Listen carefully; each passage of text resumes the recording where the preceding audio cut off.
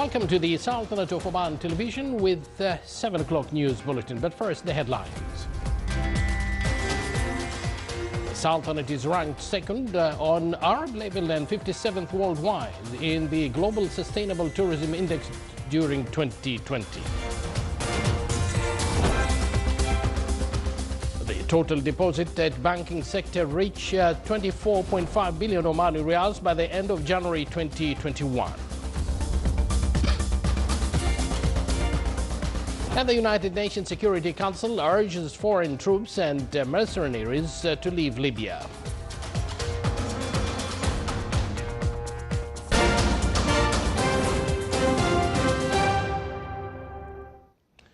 Good evening once again, and thank you for joining us. Those were the headlines, and now the news in detail. The integrated economic stimulus plan approved by the Council of Ministers reflects the royal kindness accorded by His Majesty the Sultan to the national economy and his support for the private sector in the Sultanate to perform its role as a partner of the public sector. This was stressed by His Excellency Qais bin Mohammed Al Yusuf, Minister of Commerce, Industry and Investments Promotion, in his statement to Oman News Agency. He said that the plan will contribute to making a qualitative leap in the field of practicing economic activities with initial licenses in the Sultanate, which will give the businessmen and investors the opportunity to start their economic activities in an advanced step to facilitate businesses and investment. His Excellency pointed out that competent bodies linked with the electronic portal Invest Easy are working in an integrated way as per the decision of the Council of Ministers on restructuring municipal fees related to commercial activities, through merging some of them and cancelling unnecessary fees as to guarantee the elimination of obstacles facing practicing business facilitation and speeding up of procedures and attracting various investments to the Sultanate. His Excellency the Minister of Commerce, Industry and Investments Promotion urged businessmen to benefit from what have been provided by either economic stimulus plan of initiatives reduction in fees and various facilities that will enhance their investments in added value production and service sectors. The Sultanate ranked second on Arab level and 57th in the global or world in the Global Sustainable Tourism Index during 2020. The ranking came from the Euromonitor International Research Foundation, which ranked 99 destinations around the world by monitoring environmental, social and economic sustainability, risk-free country, as well as the demand of sustainable tourism, transportation and accommodation on. The total deposit at banking sector recorded a growth by 4% to reach 24.5 billion Omani Riyals at the end of January 2021. Statistics issued by the Central Bank of Oman pointed out that the private sector's deposits at the banking sector witnessed an increase by 10% to reach around 17 billion Riyals by the end of January 2021. Meanwhile, the total credit granted from the institutions and banking sector companies increased by 3.8% to reach around 27 billion Riyals by the end of last January.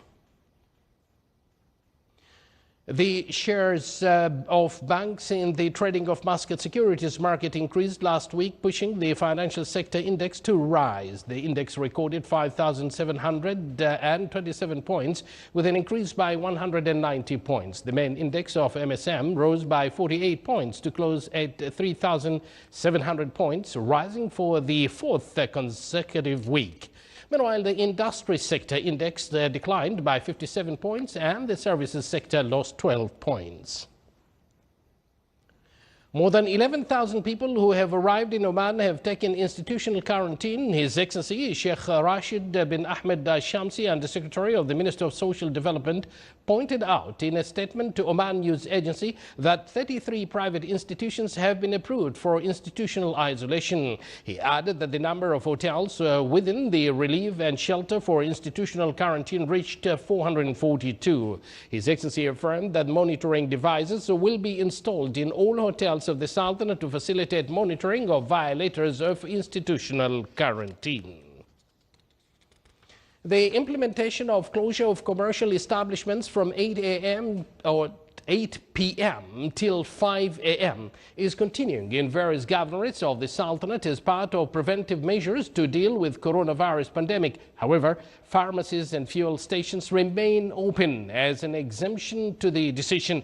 In the governorate of Al-Brahmi, bodies concerned are following up the implementation of this decision by various commercial establishments and raising awareness among them through different media means. Officials at the governorate states that no violation of the decision was recorded in all wilayas of the governorate. You're watching the Sultanate of Oman television, and yet to come in our news bulletin.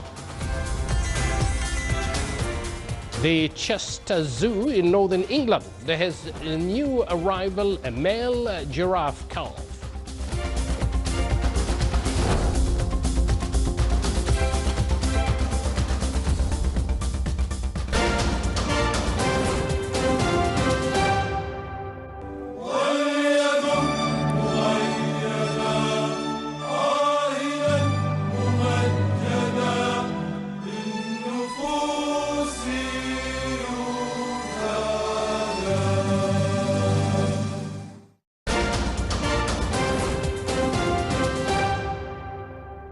Welcome back to the news from the Sultanate of Oman television. The United Nations Security Council is urging countries with troops and mercenaries in Libya to withdraw them without delay, as demanded in the case of fire agreement between the country's warring parties.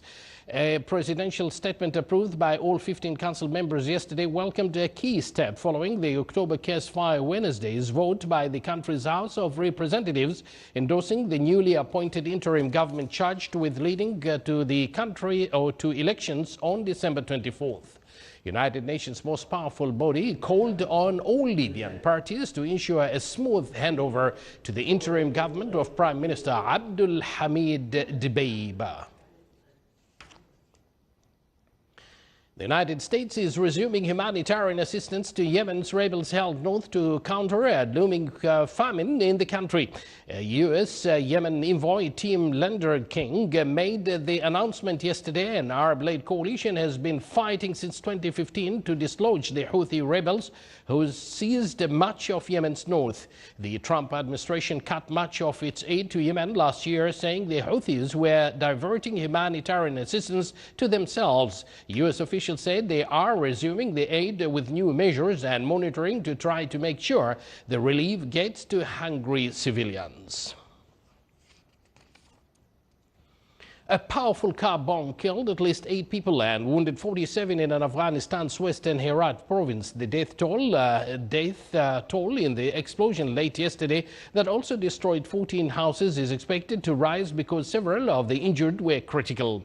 One among the dead and 11 of the injured were Afghan security forces personnel, while the remainder were civilians, including women and children. Within hours of the attack, the United Nations Security Council at a press briefing in New York condemned an alarming increase in attacks in Afghanistan targeting civilians, even as the Taliban and the Afghan government hold on again off against talks in Qatar. The Daesh group has claimed responsibility for many of the targeted killings, while the Taliban and the government have blamed each other for trying to sabotage efforts to reach a peace agreement. The novel coronavirus has killed more than 2.64 million people since December 2019. At least 119 million cases of coronavirus have been registered yesterday, 9,995 new deaths, and 553,157 new cases were recorded worldwide. The United States is the worst affected country with 532,590 deaths. After the U.S., the hardest hit country are Brazil with 275,105 deaths, Mexico 193,851, India 158,446, and the United Kingdom with 125,343 deaths. Europe overall has 893,040 deaths. Latin America, the Caribbean, 714,493 deaths. Asia, 262,205. The Middle East, 107,664. And Africa, 107,281 deaths.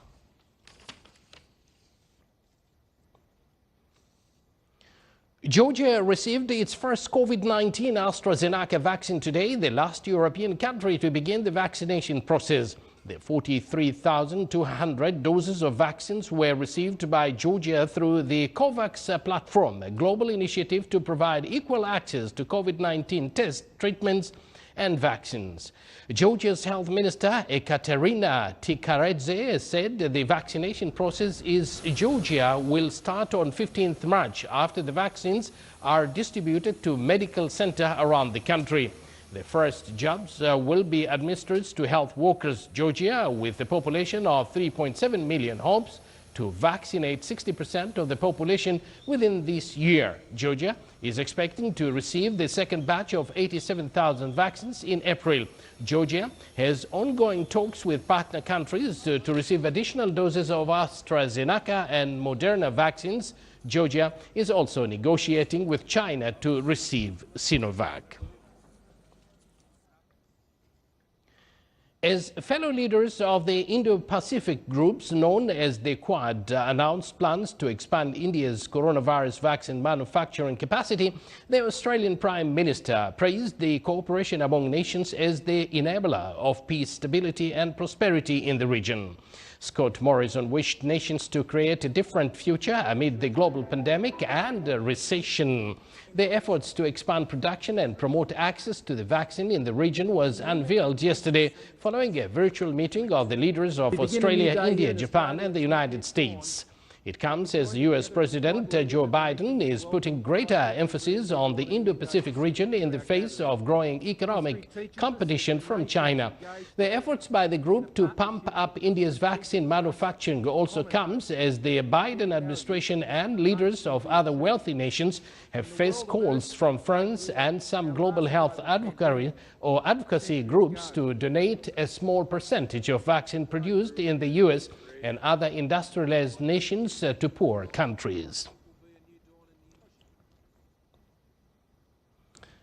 And now to a zoo in northern England, where they have celebrated the birth of a rare giraffe last week and captured the new arrival on CCTV. Born at Chester Zoo on March 3rd, the male calf was already standing at 6 feet tall and weighed 154 pounds.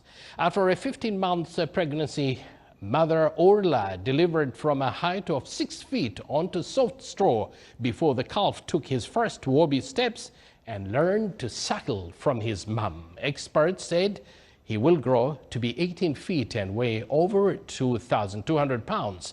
Sarah Roffey, giraffe team manager, said giraffes give birth standing up, and so their young receive quite a welcome to the world, dropping around 6 feet to the ground. Although this seems like a long way, the fall actually breaks the umbilical cord and helps to stimulate the calf's first breath.